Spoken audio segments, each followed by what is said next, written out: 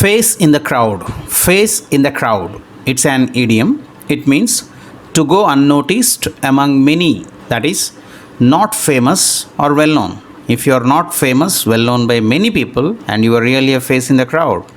Let us see it in the examples. Narendra hates attending big parties. He doesn't like being a face in the crowd. So, Narendra is not willing to attend big parties because nobody recognizes him. He is not so famous. That's the reason he doesn't like being a face in the crowd. Second one, when the superstar arrived, the other actors became mere faces in the crowd. So other actors were very famous, but when the superstar arrived, all the other actors became like common people. So they became like faces in the crowd.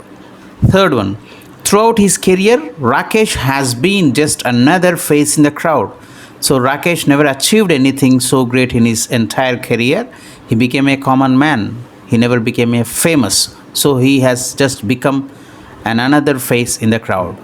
Fourth one, until her book became the bestseller, she was just another face in the crowd. So before this book became so popular, she was a common woman. But once the book became popular, she became well known to everyone. So before that, she was another face in the crowd. Fifth one, 3 years ago, Diana Taylor was just another face in the crowd. So Diana Taylor was very common 3 years ago. Now she is very well known, very famous. Everyone notices her. So, but 3 years ago, she was just another face in the crowd.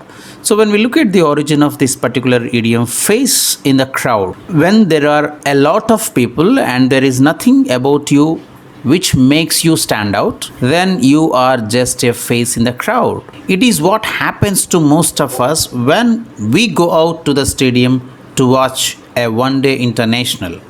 We become a face in the crowd, so nobody recognizes us. So we become a common man. So when you are not so famous, not well known, then you are really a face in the crowd.